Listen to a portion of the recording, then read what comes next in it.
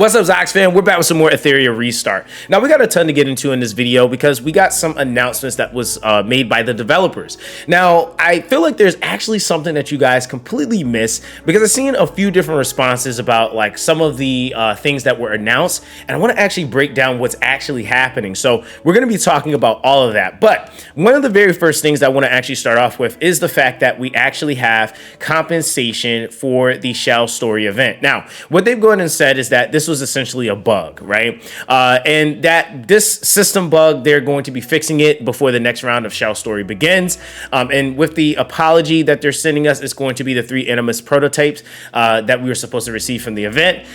So that's basically that. We're going to go ahead and claim that, right? Because I want my 3 Anima prototype. Now, if you guys aren't familiar with what the Shell Story is, it is this event right here where you go in, you do the like board. If you go into the shop, it's supposed to have 3 Anima prototype in here, and that was not in here. I think it was in a rotation before as well, if I'm not mistaken. It might just have been this one, but with that being the case though, it didn't make sense because we didn't have the reconfig chips, and I think they added the reconfig chips, so that's why it was like very much so. I don't think it was a issue for the player to draw the conclusion that it was replaced.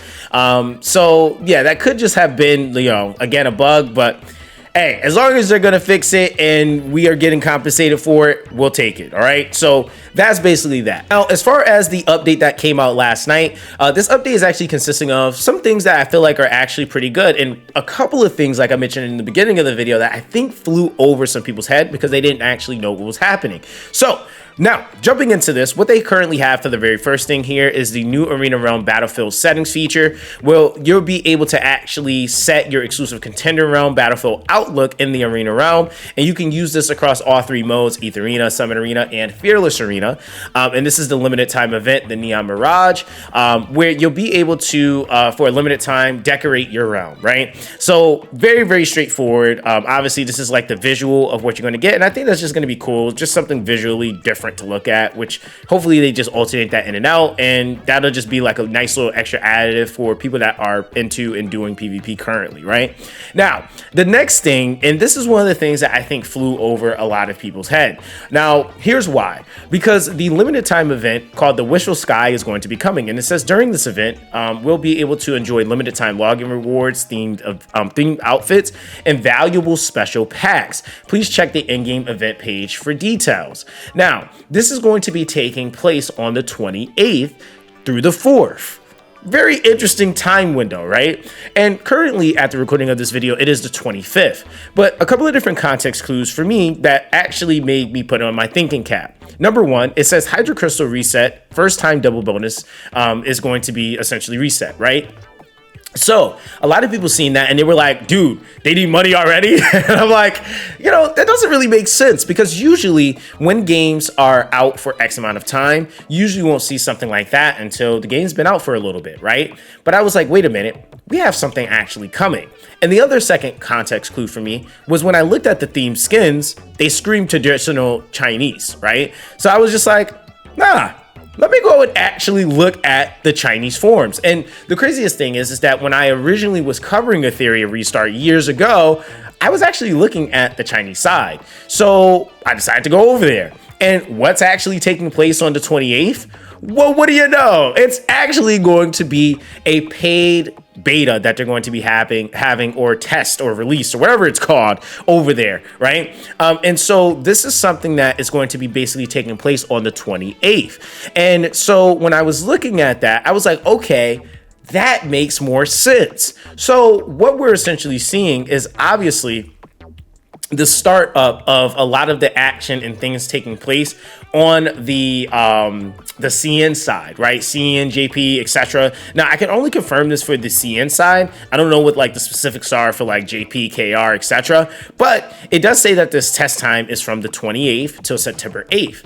And when we actually look at the event structure here, this is going to be ran to the 4th, but it does make sense because right now they're actually in what I would kind of say is kind of like a investment phase, which is kind of what they did with us originally in the very beginning.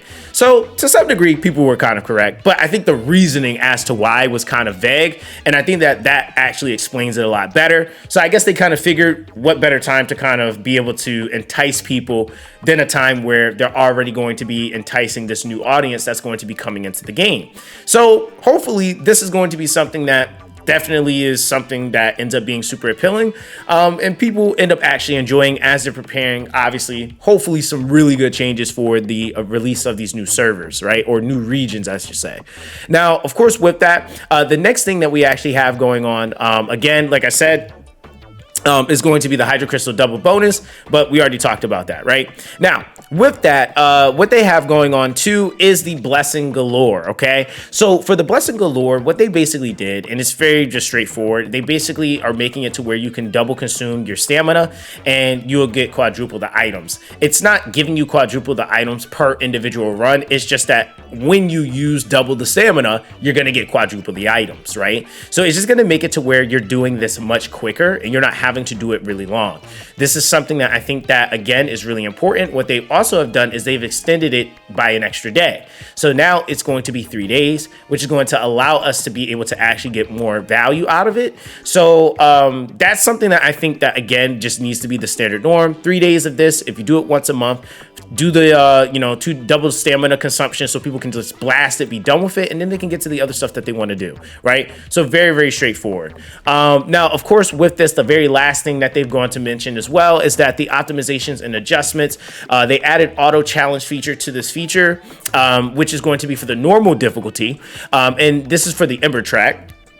And players that have reached that round will just be able to, after the new round starts, the auto challenge up will basically take your highest recorded section, and you'll just be able to kind of like clear it, and you'll go right into hard mode, which they have confirmed already that we will still have to manually do.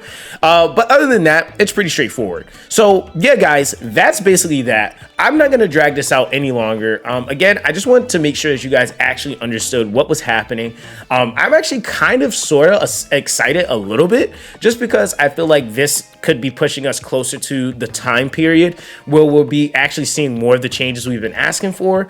Hopefully with, like I said, these newer regions, they can't make a lot of the same mistakes that they've been making, so far with us. Like I've said before in previous videos, I feel like we've been in a beta phase, and hopefully this puts us in a actual place where like things are being taken more seriously. We are getting the necessary communication, and yeah, just overall just having a much better experience. So yeah, guys, that's going to be basically that with this one. Everyone have a blessed day, and I'll catch you guys in the next one.